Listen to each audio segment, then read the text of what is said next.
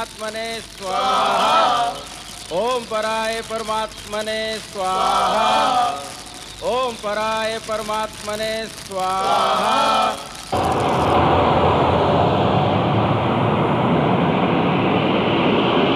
ओम पराय परमात्मने स्वाहा।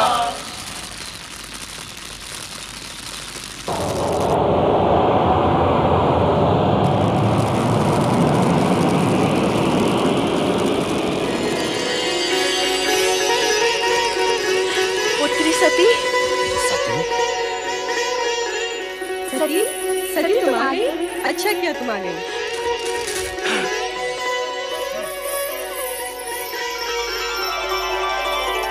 पुत्री सती,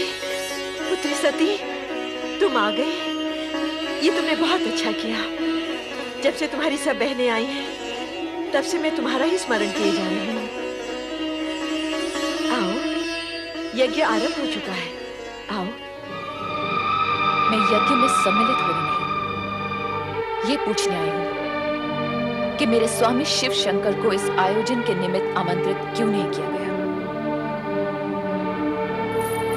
पुत्री,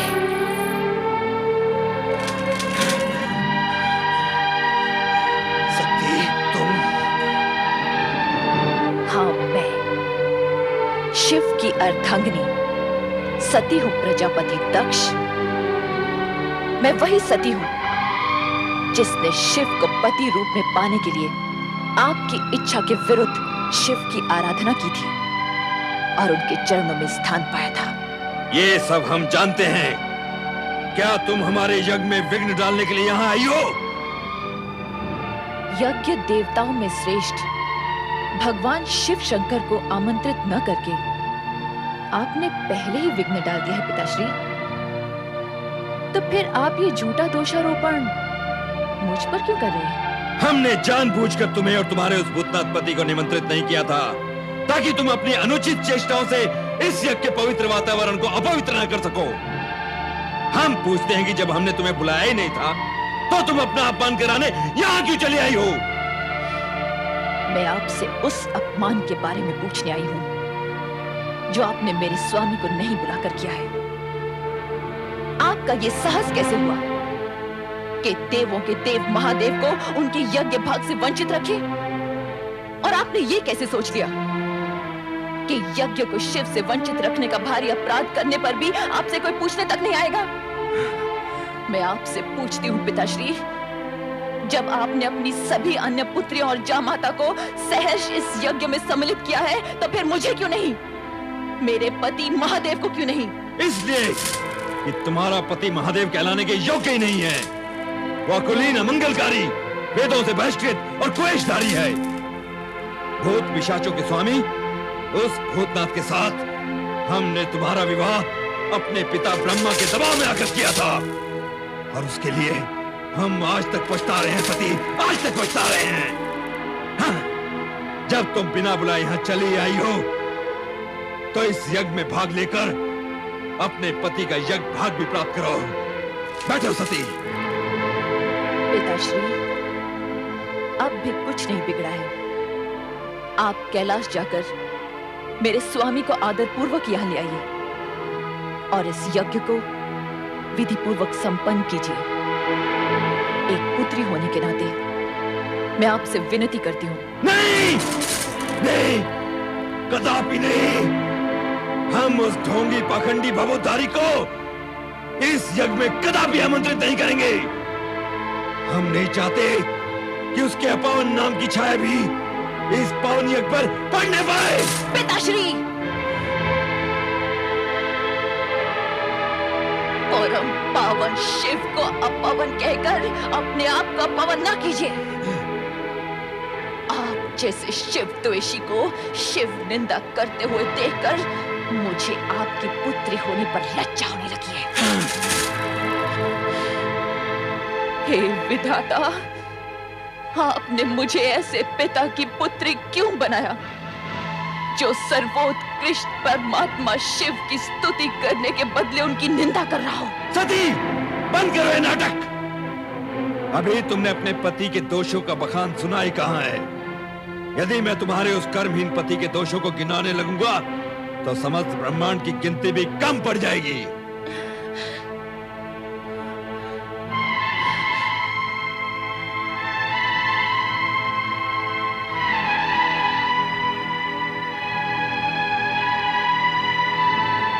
सृष्टि के पालक श्री हरि विष्णु, सृष्टि के रचनाकार परम पिता ब्रह्मा, क्या आप शिव निंदा सुनने के लिए इस यज्ञ में सम्मिलित हुए?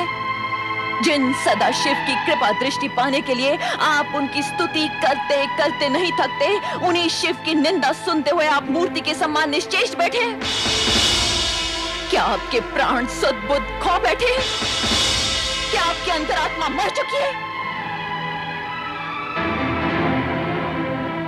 महाराज दक्ष, शिव पत्नी सती इस यज्ञ के वातावरण को दूषित कर रही है।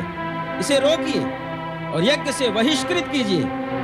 जो व्यक्ति स्वयं यजमान दक्ष प्रजापति का सरासर अपमान कर रहा हो, वो यज्ञ में रहने के योग्य नहीं है, भले ही वो आपकी पुत्री ही क्यों न हो।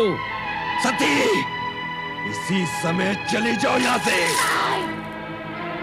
मैं इस यज्ञ से तब तक नहीं जाऊंगी जब तक आप और इस यज्ञ में सम्मिलित होने वाले सभी लोग शिव की अवज्ञा के प्रति खेद व्यक्त नहीं करते।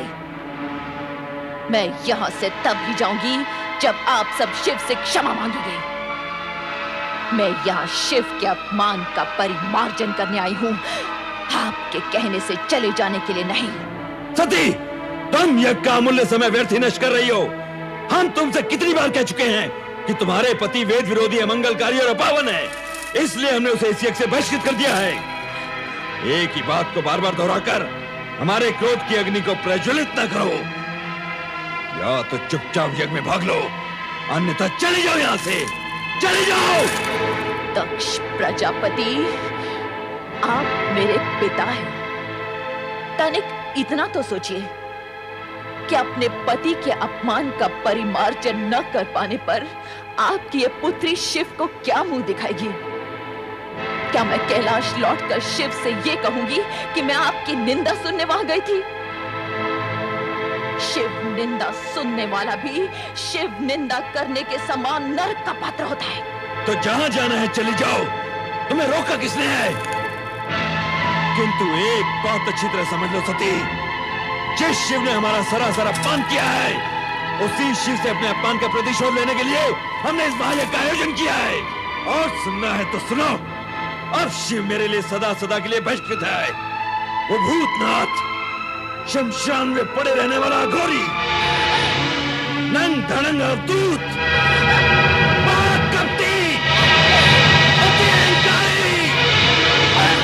दक्ष प्रजापति, बस कीजिए। मैं पति निंदा नहीं सुन सकती, नहीं सुन सकती। मैं पति निंदा नहीं सुन सकती, मैं पति निंदा नहीं सुन सकती, नहीं सुन सकती, नहीं सुन सकती।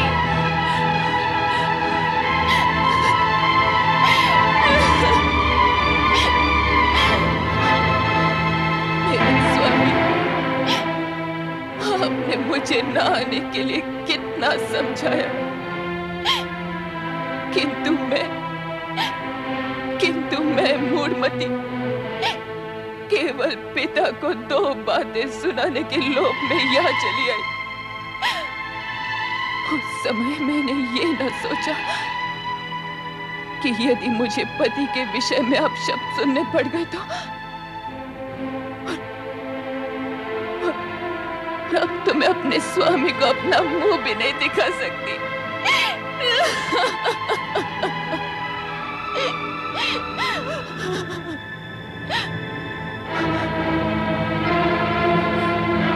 जिस स्थान पर मुझे अपने पति की इतनी निंदा सुननी पड़ी, वहीं के वहीं मैं अपने इस देह का त्याग कर दूंगी।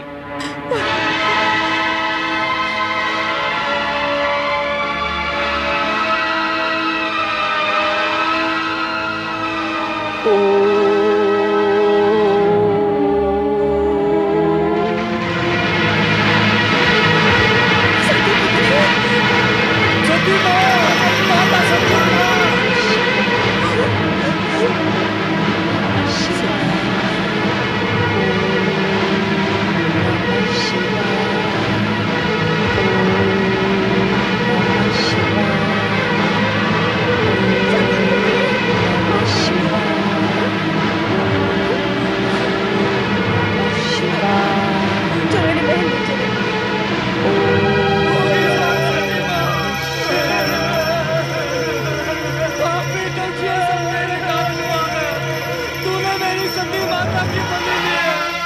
तुझको धिक्कार है, धिक्कार है, धिक्कार है।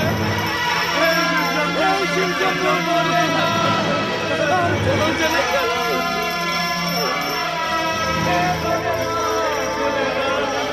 तुम्हारी ये दुर्दशा, तुम अकेले लौट आए।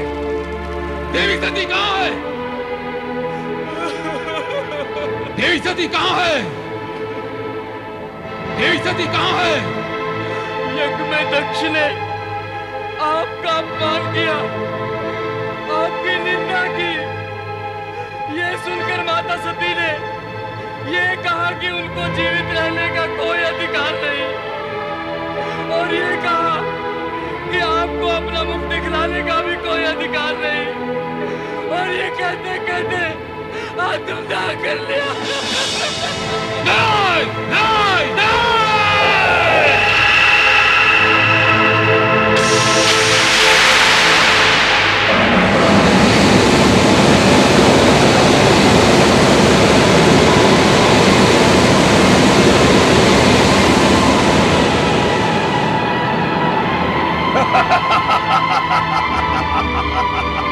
जय महारुद्र, मेरे लिए क्या आज्ञा है प्रभु? वीरभद्र, दक्ष का अहंकार हमारा विरोध है, और हमारा विरोध उसका विनाश। जो आज्ञा प्रभु। जाओ उस यज्ञ को भ्रष्ट कर डालो, और जो भी तुम्हारा विरोध करे उसे भी भस्म करने में संकोच न करना। आज विनाश लीला का वो नर्तन करना कि वहां कोई भी शिव सती विरोधी जीवित न रह पाए। जाओ! ऐसा ही होगा प्रभु। जय महारुद्र।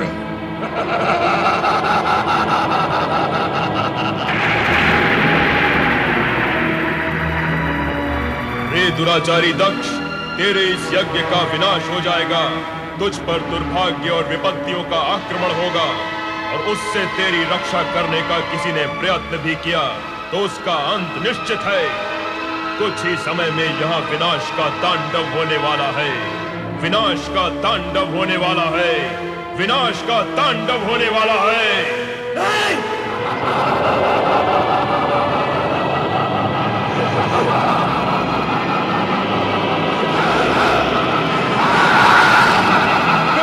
मेरी रक्षा कीजिए, मेरी रक्षा कीजिए प्रभु। दक्ष, शिव की निंदा और उपेक्षा करके तुमने वो दंडनीय अपराध किया है जिससे तुम्हें कोई नहीं बचा सकता, स्वयं मैं भी नहीं। तुम्हारा उद्धार हो सकता है तो चराचरपति शिव के हाथों। प्रभु, प्रभु,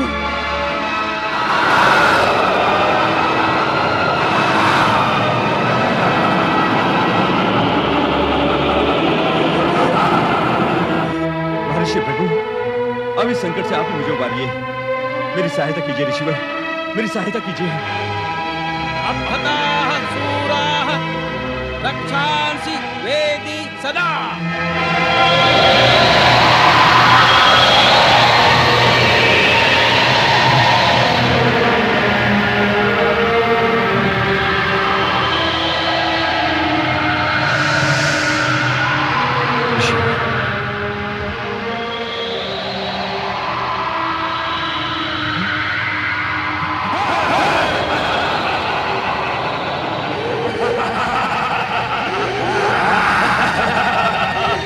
Ha ha ha ha!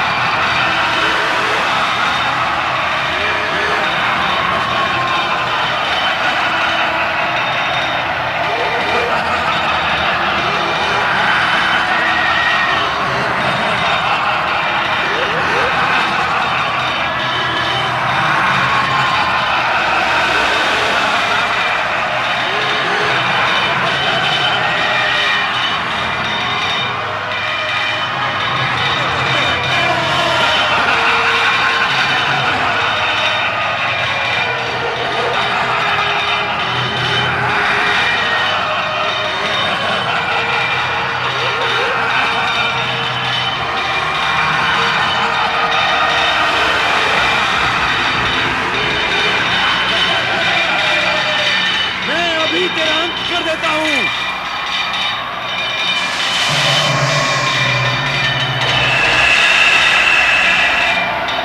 जय शिव शंकर।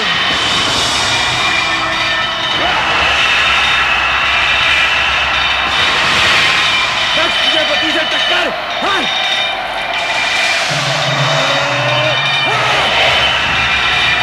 जय गंगाधर।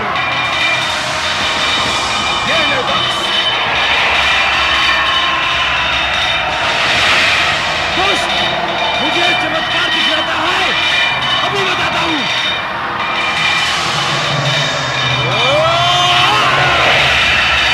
जय भूतनाथ। बच सकता है तो बच।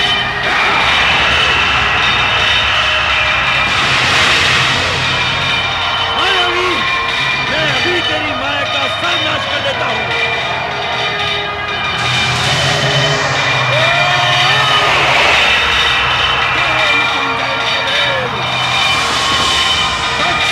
संभाल अपने आप को।